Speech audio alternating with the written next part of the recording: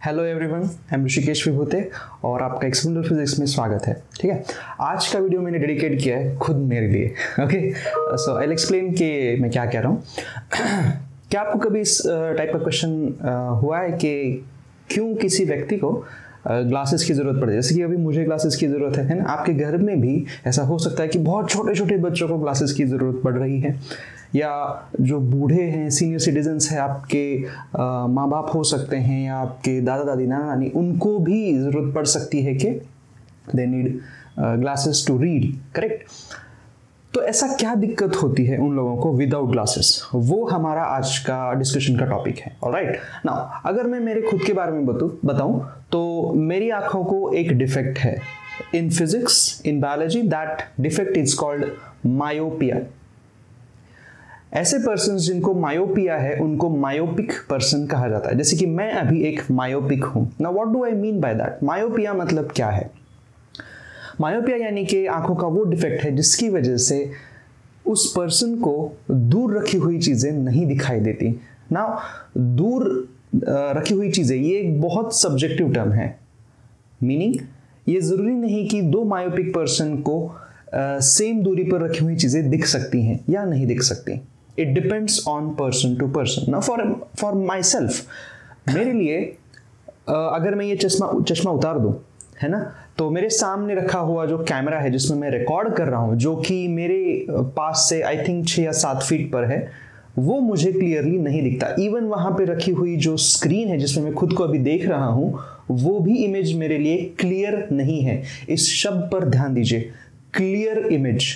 Clear image यानी कि क्या होती है, या क्लियर इमेज ना होना उसका मतलब क्या है, ये हम आज डिस्कस करने वाले हैं। ठीक है, तो मेरे लिए 7 या 8 फीट पर रखी हुई चीज भी without the goggles, without the चश्मा क्लियर नहीं दिखती।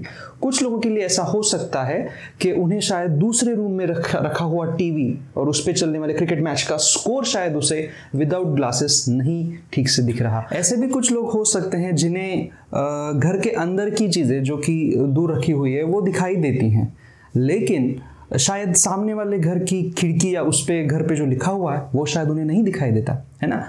अब मेरे लिए दूर रखी हुई चीज का मतलब हो गया ये कैमरा। जैसे कि आप देख सकते हैं, ये एक रिप्रेजेंटेटिव पर्पस के लिए है।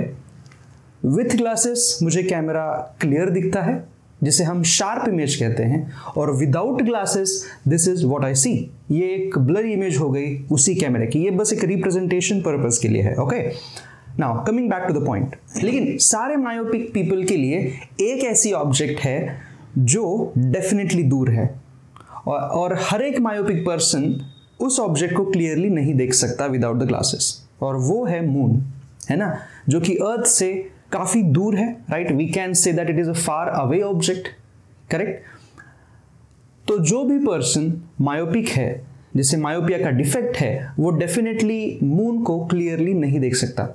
मैं भी नहीं देख सकता। अगर मैं ये ग्लासेस उतार दूं और अगर ऊपर ऐसे देखूं, you will not believe it, but I can not see the moon clearly. Now what do I mean by clearly?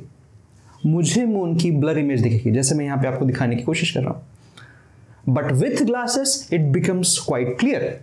Correct? तो ऐसा क्या हो रहा है कि विदाउट ग्लासेस मुझे ब्लरी इमेज दिखती है? ब्लरी इमेज का मतलब क्या होता है? करेक्ट? एंड विथ ग्लासेस ऐसा क्या हो रहा है that I get the sharp image? That is our point of discussion. अगर आपको मायोपिया है और आपको पता नहीं है, तो उसकी एक सबसे सिंपल सी टेस्ट है। आप बाहर जाइए रात के समय में और मून की तरफ देखिए। अगर उसके एजेस आपको क्लियर नहीं दिख रहे हैं, it means you have myopia और आपको डॉक्टर के पास जाने की जरूरत है। Okay, take my advice. Okay, now blurry image और शार्प इमेज, इन दोनों में जो मेन डिफरेंस है वो समझने के लिए हमें रे डायग्राम निकालने की जरूरत पड़ती है। नाउ व्हाट इज रे डायग्राम? रे डायग्राम यानी कि इस तरह के डायग्राम्स जो आपने 8, 9 से लेके 11, 12 फिजिक्स में किए हुए हैं या साइंस में किए हुए हैं। ये सारे डायग्राम्स हमने मिरर के लिए भी किए हुए हैं, जिसे हम स्फेरिकल मिरर्स कहते हैं, और लेंसेज के लिए भी। 2 तरह के स्फेरिकल मिरर्स होते हैं, कॉनकेव, कॉन्वेक्स, और 2 तरह के lens, concave and convex again.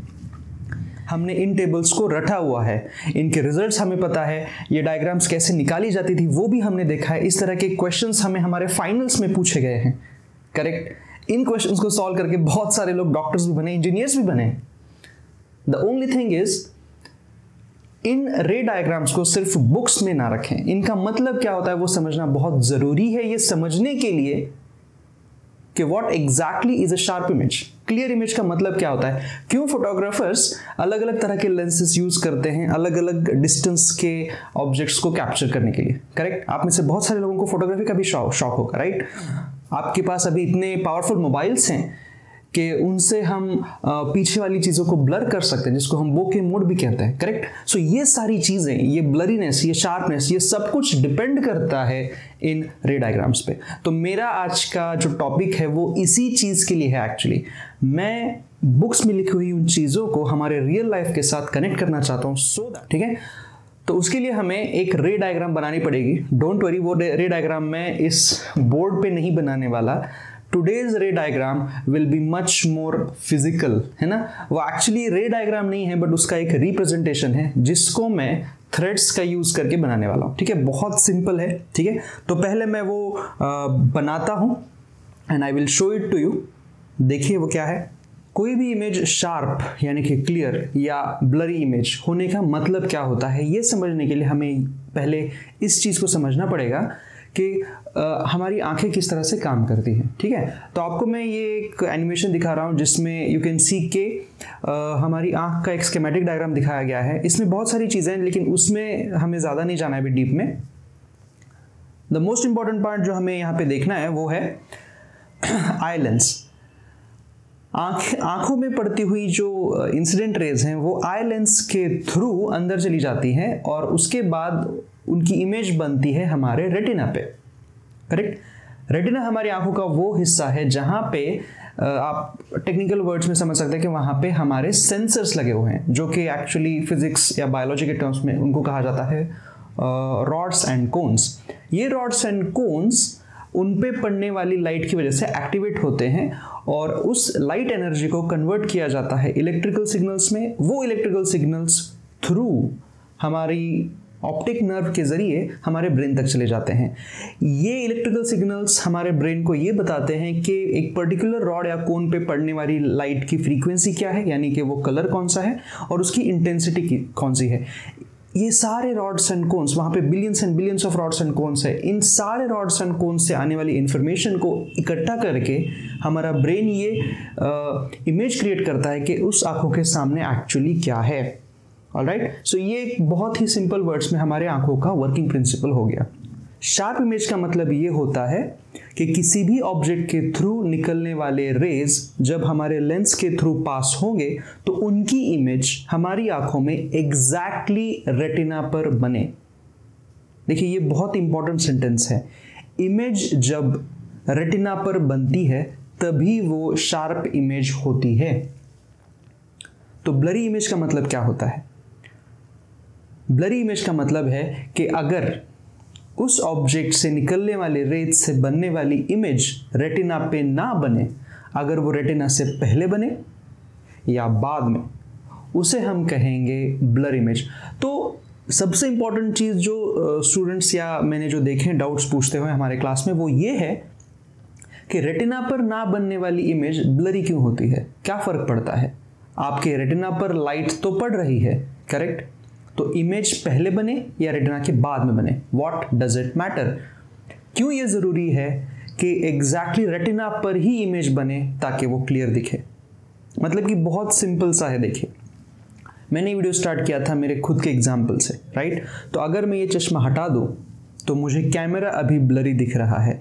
इसका मतलब उस कैमरा की मेरी रेटिना पे जो इमेज बननी चाहिए थी वो नहीं बन रही, वो आइदर मेरे रेटिना के पहले बन रही है या रेटिना के पीछे बन रही है, करेक्ट? अगर मैं मून की तरफ भी देखता हूँ विदाउट द ग्लासेस तो वही हो रहा है। The same thing is happening. उस मून की इमेज मेरे रेटिना पे नहीं बन रही है, वो आइदर मेरे रेटिना से पहले बन रही है या बाद में बन रही है। बट जब मैं ये एग्जैक्ट फोकल लेंथ जो भी मुझे प्रिस्क्राइब किया गया है वो जब मैं पहनता हूँ, I can clearly see the camera, I can see its edges very clearly. इसका मतलब इसकी इमेज मेरे रेटिना पे अभी क्लियरली बन रही है। सो ब्लरी इमेज क्यों बनती है जब वो रेटिना पे नहीं होती। वो ब्लरीनेस का फीलिंग हमें क्यों आता है, मुझे वो पार्ट इस डेमोन्स्ट्रेशन के थ्रू डिस्कस करना है। ठीक है, तो मैंने वो सेटअप बनाया हुआ है, उसकी तरफ ज़रा ध्यान देखते हैं। चलिए, तो ये सेटअप आप देख सकते हैं। यहाँ पे मैंने क्या किया हुआ है, इसको मैं एज ए ऑब्जेक्ट ले रहा हूँ। ठीक है, ये कार्डबोर्ड बॉक्स है और इस ऑब्जेक्ट के 2 पॉइंट्स की इमेज में बनाने वाला हूँ। ठीक है, इसको ज़रा सामने लेके आते हैं। तो देखिए, ये है इसका पॉइंट नंबर 1, जिसमें से मैंने रेड कलर के धागे ऐसे बांधे हुए हैं ना, ये 4 धागे हैं, ये हो गए अलग। और इसका एक दूसरा ऑब्जेक्ट, इसका दूसरा पॉइंट मैंने लिया हुआ है ये।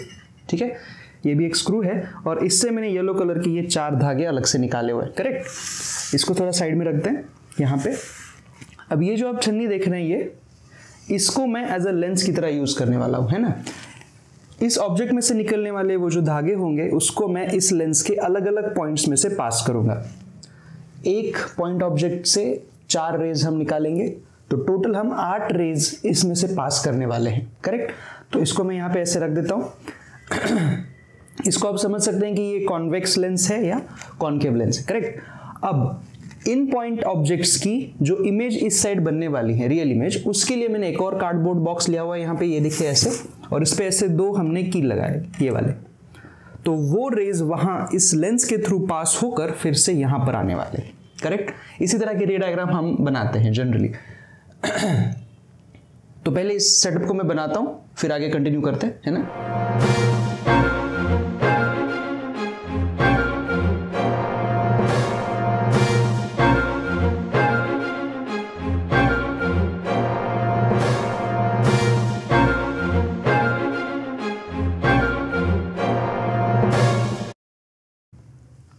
तो ये देखिए, ये 4 रेज मैंने इसमें से निकाल लिए, है ना।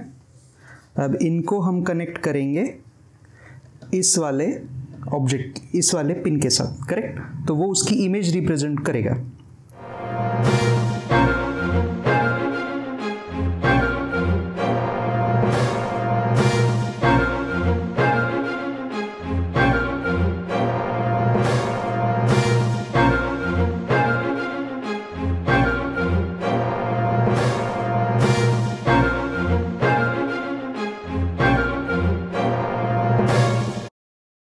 तो देखिए, यहाँ पे हमारा सेटअप रेडी है, राइट। अगर मैं इसको थोड़ा सा ऐसे करके दिखाऊं आपको, यू कैन सी कि ये जो ऊपर वाला पॉइंट ऑब्जेक्ट हमने दिखाया है, इसमें से हम 4 रेज निकलते हुए दिखाई दे रहे हैं आपको, जो इस लेंस पे पड़ रहे हैं। और यहाँ से वो 4 रेज रिफ्रैक्ट होके फिर यहाँ पे कॉन्सेंट्रेट हो रहे हैं। ठीक है, यहाँ नीचे वाले पार्ट पर, ये देखिए ऐसे, मैं ऐसे दिखाता हूँ आपको, यहाँ पे ये कॉन्सेंट्रेट हो रहे हैं। करेक्ट, सिमिलरली यहाँ नीचे वाला जो पॉइंट ऑब्जेक्ट है, वहां से ये येलो कलर के सारे थ्रेड्स निकल रहे हैं और ये यहाँ पर कॉन्सेंट्रेट हो रहे हैं। करेक्ट, सो ब्लरी इमेज और शार्प इमेज का मतलब आपको यहां से ही समझ में आने वाला है। ठीक है, तो इसको शार्प इमेज का मतलब क्या होता है ये मैं आपको एक्सप्लेन कर रहा हूं, तो प्लीज जरा ध्यान से सुनिएगा। इस लेंस से रिफ्रैक्शन होने के बाद ये जो सारी रेज निकल रही हैं वो इस पॉइंट पर मिल रही हैं, तो ये इसकी इमेज हुई। ठीक है, तो इमेज का मतलब क्या होता है ये समझ लीजिए। रिफ्रैक्शन होने के बाद रेज जिस पॉइंट पर कॉन्सेंट्रेट होती हैं, इसको कहा जाता है इमेज, है ना। तो ये है इसकी इमेज। सिमिलरली ये जो ऊपर का जो ऑब्जेक्ट था, वहां से निकलने वाली रेज इस पॉइंट पर कॉन्सेंट्रेट हो रही हैं, तो ये हो गई उस पहले ऑब्जेक्ट की इमेज। ओके, अब शार्प इमेज का मतलब क्या होता है? शार्प इमेज का मतलब बहुत सिंपल है, देखिए। शार्प इमेज का मतलब होता है कि अगर आपने आपकी स्क्रीन जिस पे आप वो इमेज कलेक्ट करने वाले हैं, जिस पे आप वो रिफ्रैक्टेड रेज कलेक्ट करने वाले हैं, वो स्क्रीन अगर आप एग्जैक्टली इमेज पोजीशन पर रखें, तब आपको शार्प इमेज मिलती है। सो शार्प इमेज का मीनिंग क्या होता है? इट मीन्स कि जो 2 पॉइंट ऑब्जेक्ट, उनकी जो आपने इमेजेस बनाई हैं, 2 पॉइंट इमेज जो आपने बनाई हैं, वो स्क्रीन पर एक दूसरे से अलग दिखे, वो डिस्टिंक्ट दिखे, जैसा कि आपको इस सिचुएशन में दिख रहा है। यू कैन सी हियर, आप इसको जरा फोकस कर सकते हैं, है ना। ये जो पहले वाला ऑब्जेक्ट है और दूसरे वाला जो ऑब्जेक्ट है, इनकी रेज आप देखिए एग्जैक्टली इसी पॉइंट पर कॉन्सेंट्रेट हो रही है, मतलब ये और ये एक दूसरे से डिस्टिंक्ट हैं, तो ये शार्प इमेज आपको मिलेगी। यानी कि ये जो पोजीशन आपको दिख रही है स्क्रीन की, ये पोजीशन बिल्कुल सही है। इसी पॉइंट पर हमें ये स्क्रीन रखनी चाहिए थी सो दैट इसकी डिस्टिंक्ट इमेज या शार्प इमेज हमें मिल सके। ठीक है, क्या होता अगर मैं इस स्क्रीन को थोड़ा सा आगे लेकर आता, है ना, तो उससे फर्क क्या पड़ता? क्या उससे इमेज नहीं बनती? ऐसा नहीं है। देखिए, अगर मैं इस स्क्रीन को थोड़ा आगे अगर लेकर आता तो यहां पर भी लाइट इंसिडेंट होने वाली है। इस लेंस में से निकलने वाले ये जो रेज आपको दिख रहे हैं वो डेफिनेटली इस पेपर पर पड़ते, लेकिन तब इमेज शार्प नहीं बनती, वो एक ब्लर इमेज बनती। ऐसा क्यों होता है? स्क्रीन की पोजीशन इतनी इंपॉर्टेंट क्यों है? बहुत ही सिंपल सा इसका रीजन है, देखिए, और उसी के लिए मैं ये डेमो आपको दिखाना चाहता था। ठीक है, स्क्रीन का पोजीशन इतना क्यों इंपॉर्टेंट है, स्क्रीन आगे जाने से इमेज ब्लरी क्यों होती है, आपको इस सेटअप में और अच्छे से दिखाई देगा। देखिए जरा, ठीक, इस पे फोकस करते हैं। देखिए, पहले आप इस रेड थ्रेड्स को देखिए जो यहां पर इमेज बना रही है ना, ये 4 रेड थ्रेड्स आपको दिख रहे हैं जो यहां पे कॉन्सेंट्रेट हो रहे हैं, करेक्ट। लेकिन क्या सिर्फ 4 रेज उस ऑब्जेक्ट ने इंसिडेंट किए थे? बिल्कुल नहीं। एक्चुअली इन 4 रेज के अलावा इनफाइनाइट रेज हैं जो इस रीजन में अवेलेबल हैं और वो सारे के सारे यहाँ पे कॉन्सेंट्रेट हो रहे हैं। तो आप इस कोन पर फोकस कीजिए। देखिए, ये कोन आपको दिख रहा है यहाँ पे ऐसे जाता हुआ, जो कि लेंस की तरफ जा रहा है ना। इस कोन पर फोकस कीजिए और ऐसा ही एक कोन ऊपर वाले रेज ने बनाया हुआ है, करेक्ट। नाउ अगर हम स्क्रीन को थोड़ा सा आगे रखते हैं, अगर हम इसको मान लीजिए यहाँ पे रखते हैं, तो क्या होगा? क्या होगा? ये जो कोन पहले यहाँ पे कॉन्सेंट्रेट हो रहा था, अब वो यहाँ पे कॉन्सेंट्रेट नहीं होगा इस जगह पे। यू कैन सी, अगर मैं यहाँ पे एक ऐसे पेपर रख दूँ, यहाँ पे अगर मैं ऐसे एक पेपर रख दूँ, तो इस पेपर पर वो सारी रेज इंसिडेंट होगी, वो डिस्ट्रीब्यूट होगी जो पहले वाले ऑब्जेक्ट से निकल रही थी, है ना। अगर मैं स्क्रीन को और आगे रखता हूं तो देखिए इस कोन का शेप और बढ़ता हुआ चला जाएगा और वो रेज और ज्यादा डिस्ट्रीब्यूट हो जाएगी, करेक्ट। सिमिलरली आप इस कोन पे भी फोकस कर सकते हैं। अगर मैंने स्क्रीन को यहां पे रखा है तो येलो कलर की रेज इस तरह से डिस्ट्रीब्यूट हो जाएगी, करेक्ट। ये ऐसे होगा, तो ये डिस्ट्रीब्यूशन कुछ इस तरह से बन सकता है, देखिए, है ना। मैं ये 2 ऑब्जेक्ट के लिए दिखा रहा हूं। ये पहला जो पेपर है येलो कलर का, ये एक पॉइंट ऑब्जेक्ट की इमेज बनाने के लिए जो रेज जरूरी है उसको दिखा रहा है, और ये जो नीचे का पिंक कलर का पेपर है वो दूसरे पॉइंट ऑब्जेक्ट से निकलने वाले रेज को दिखा रहा है। Now you can see this common area here. ये कॉमन एरिया आप यहाँ पे देख सकते हैं। इस कॉमन एरिया पर दोनों तरफ से आने वाले रेज अवेलेबल है, ये डिस्टिंक्ट नहीं है। तो यहां पर स्क्रीन पर दोनों रेज अवेलेबल हैं, जो रेड कलर की भी हैं और जो येलो कलर की भी है। तो यहां पे आपको ब्लरीनेस का इफेक्ट समझ में आएगा। सो मान लीजिए इसी स्क्रीन की जगह पे आपकी आंखों का रेटिना आ गया है, यानी कि रेटिना के पीछे इमेज बन रही है। ये वाली जो इमेज देख रहे हैं आप, ये आपके रेटिना के पीछे है। तो रेटिना पे जो रॉड्स एंड कोन्स हैं उनका क्या होगा? उन पे पड़ने वाली लाइट पर जरा सोचिए। ये जो रॉड्स एंड कोन्स है, यहाँ पे सिर्फ येलो कलर की लाइट मिलेगी, ठीक है। ये जो इधर वाला रीजन है, यहाँ पे तो सिर्फ रेड कलर की लाइट मिलेगी। लेकिन ये जो बीच वाला कॉमन एरिया है, इन रॉड्स एंड कोन्स पे दोनों जगह से रेज आने वाली है। तो रोड्स, वहां के रॉड्स एंड कोन्स कंफ्यूजन में पड़ जाएंगे, राइट, कि यार ये लाइट कहां से आ रही है? Is it from the object 1 या ऑब्जेक्ट 2?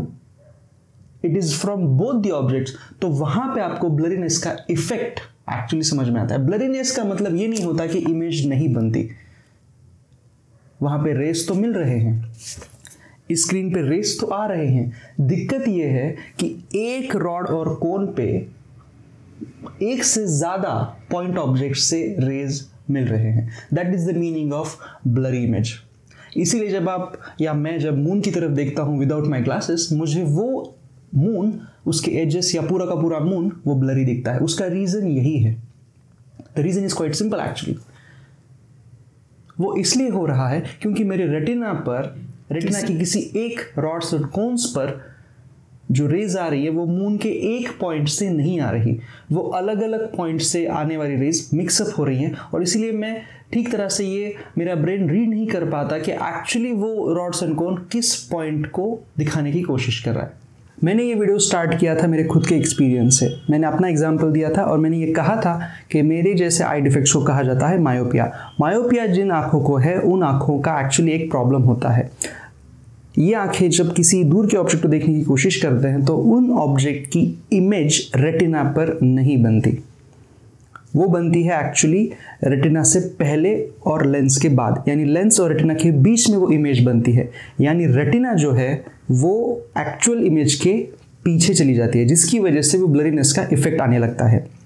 इससे थोड़ा सा अपोजिट तरह का एक डिफेक्ट है आंखों का, इसको कहा जाता है हाइपरमेट्रोपिया।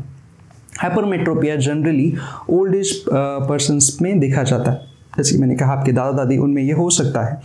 उनको दिक्कत होती है पास की चीज़ें देखने में, जैसे कि वो जब विदाउट ग्लासेस पढ़ने की कोशिश करते हैं तो वो एक्चुअली उसको क्लियरली नहीं पढ़ सकते, एंड पास का पढ़ने के लिए उन्हें ज़रूरत पड़ती है ग्लासेस की। Without the glasses they can not read, correct. हाँ, लेकिन वो दूर की चीज़ें बहुत अच्छे से देख सकते हैं।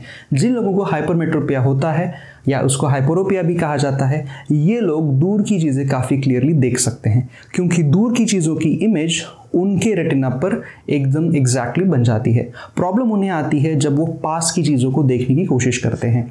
जब वो पास की चीज़ों को देखने की कोशिश करते हैं तो उस ऑब्जेक्ट की इमेज उनके रेटिना पर नहीं बनती, वो एक्चुअली बनती है उनके रेटिना के पीछे।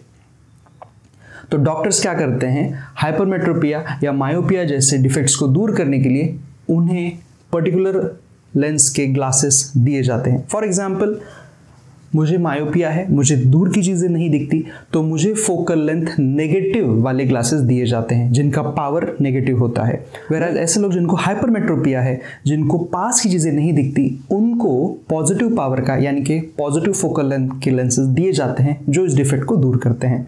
सो आई होप कि आज की वीडियो के बाद आपको इमेज ब्लरीनेस का मतलब क्या है ये समझ में आएगा। It's only about whether the particular sensor is accepting light from one source or more than one source. All right, so thank you very much for watching this video.